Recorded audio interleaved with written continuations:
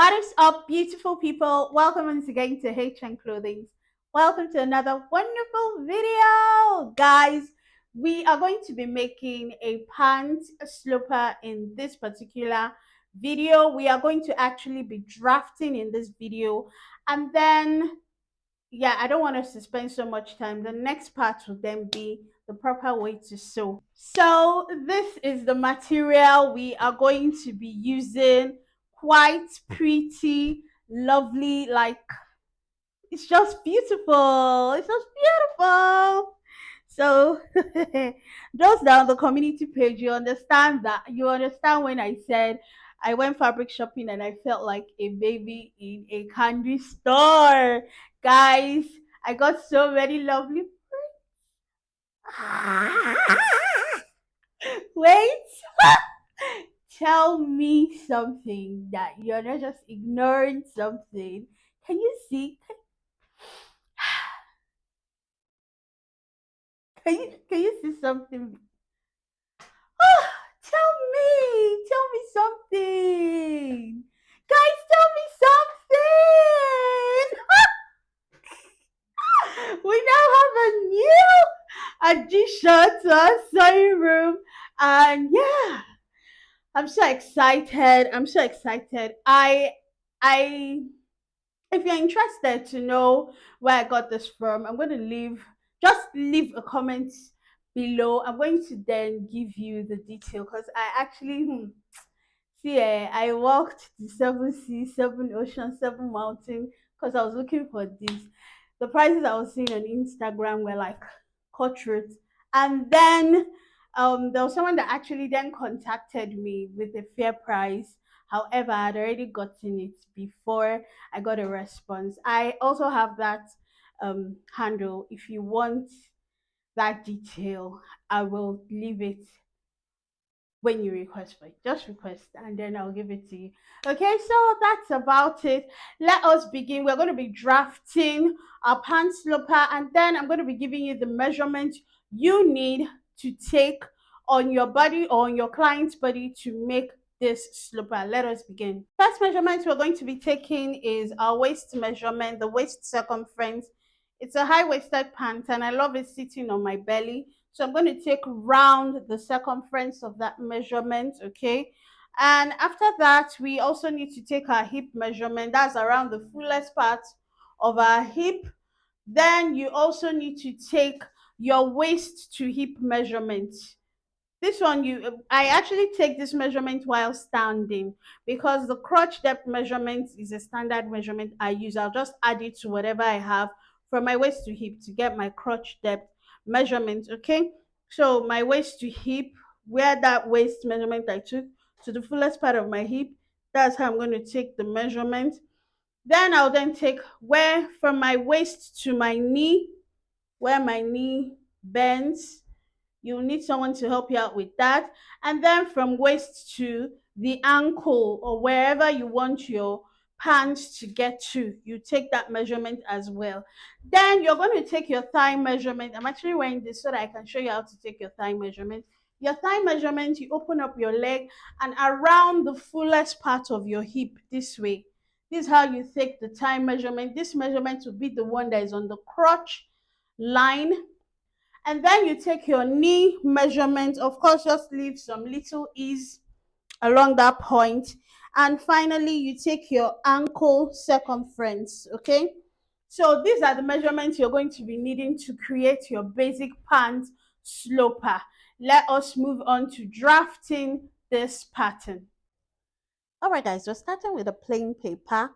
My paper is actually my trouser length measurement, which is 38 inches. On this plain paper, I'm going to mark the following measurements. My hip line measurement, 9 inches. My crotch line will be 2.5 inches from the hip line measurement we've taken earlier. I'm going to also mark my knee length measurement. So from my waist to knee is 22 inches. I'll draw horizontal lines on this point. And then the bottom part of the paper is going to be the ankle measurement, the ankle line measurement. Okay, so label all these points and then we can begin. Going to a hip line from the very edge of the paper, I'm going to do my hip measurement, which is 44 inches, divided by 4, I'll have 11 inches. I'm going to make sure that that 11 inches also is on my waistline. I'll mark that on my waistline as well and draw a vertical line at that point. On my crotch line measurement, I'm going to do 29 inches, which is my crotch circumference, divided by 2 is 14.5 inches. And then I'm just going to draw a curve. That curve shouldn't be curvy at all. Make sure it's not curvy at all. So that's what we have there. Moving on, going to that knee measurement, I'm going to do 1.25 inches from the edge of the paper, both on the knee and on the ankle. Why is this part important? If you look at your leg is not a straight line, it has that bit of a curve. So it depends on how curvy you are or how shaped you are. It ranges between 1 inch for this particular intake, ranges between 1 inch to 1.5 inches. So whichever case may be, okay. Now on that knee line measurement, I'm going to take my knee circumference and I'll divide that knee circumference by 2. In my case, 19 inches divided by 2 is actually 9.5. I'll mark it there. And then I'm going to also do the same on my ankle. The circumference I'm using is 14 inches divided by 2 is 7 inches. These lines, I'm going to draw vertical lines to connect these points together. And then please remember that that crotch, the joining from the hip to the crotch shouldn't be curvy at all. Now we're going to go to the very top of the waist. Along the waistline, we need a slanted waist. So we're going to take 1 inch from the side.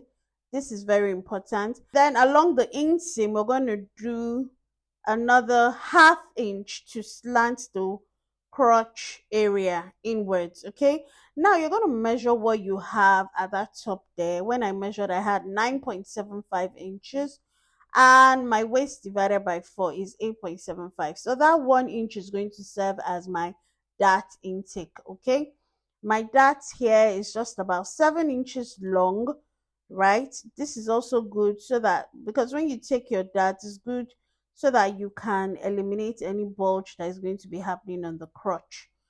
Right, so we can go ahead to cut out this particular pattern for the front.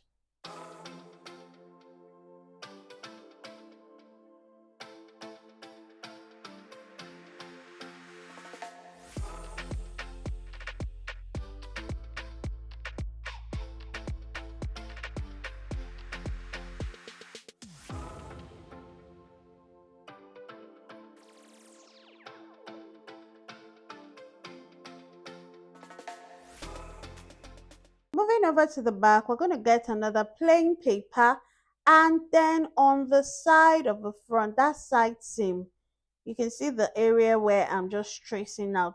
This place remains constant both on the back as well. So I'm just going to follow closely the marks I have on the front. I'm going to trace that back to the plain paper we have underneath that serves as the back pattern.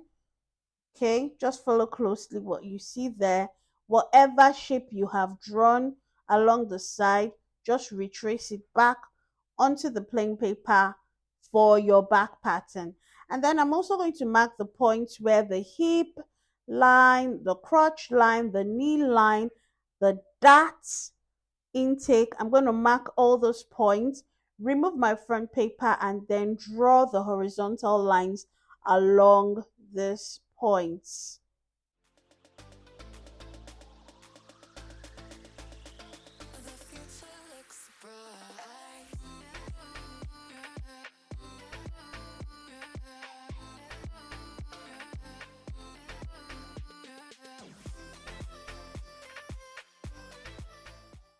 Go ahead to label your pattern. We're going to get that pattern back.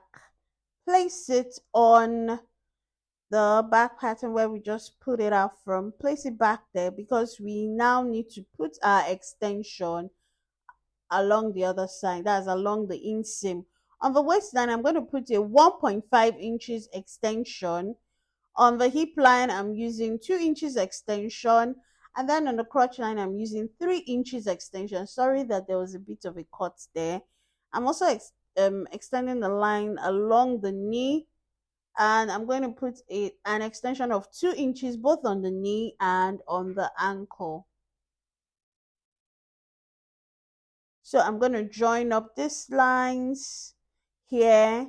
Once I do this, I do not have any need for any sewing allowance again. This is like my trick, not trick.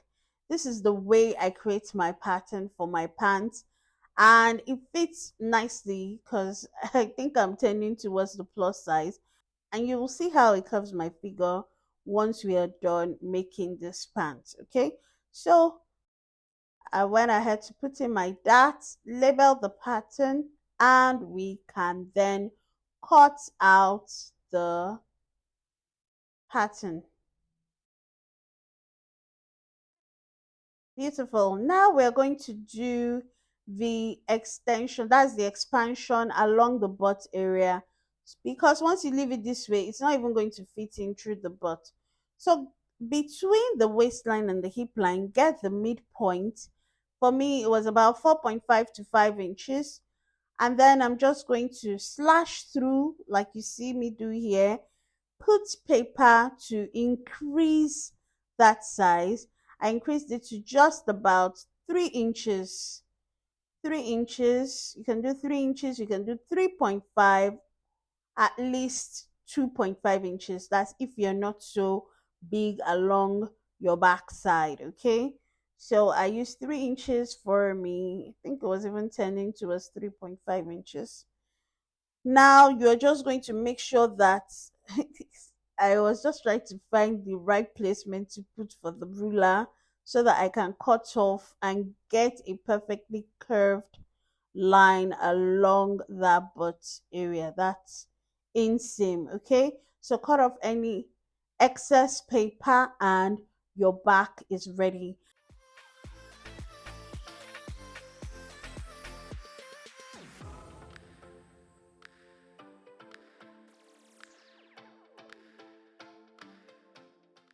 Now for the front, we need to put in the fly extension. So this is something I watched and it worked. So I just want us to impute and infuse this into our own creation as well.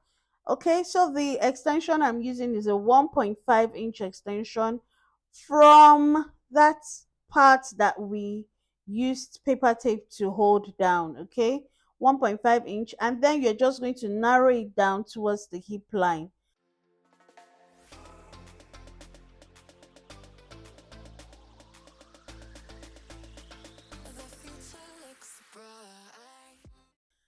Along the waistline as well, you need to reduce it. That's, you need to slope it by 1/2 inch. Remember that your front waist will go lower than the back, so you just need to slope it, slant it by 1/2 inch there.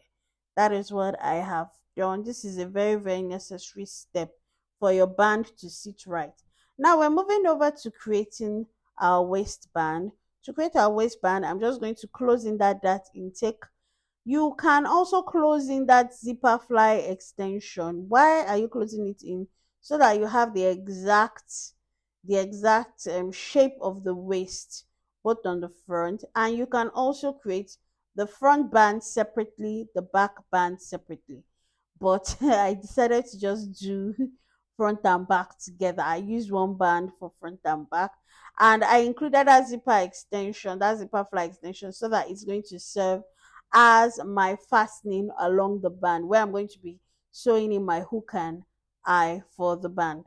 Okay, so once you've put that, you're going to trace out that waist that you have on the pattern, trace it to the new paper you put underneath that pattern. I'm just retracing the marks correctly. Now follow that slanted line along the way, along the side seam. Follow that slanted line along the side seam. And this band is just going to be about 2 inches wide. Okay, so I'm marking 2 inches from that side seam towards the center front. Once you have done this, you're just going to go ahead to join up the points you have and have a perfectly shaped waistband.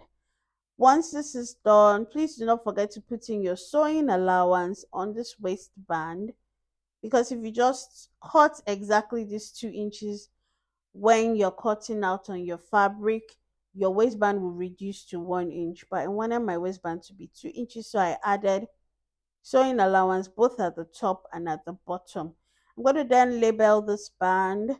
That is the center front, okay, which will also serve as the center back because I'm using this band for both the front and the back.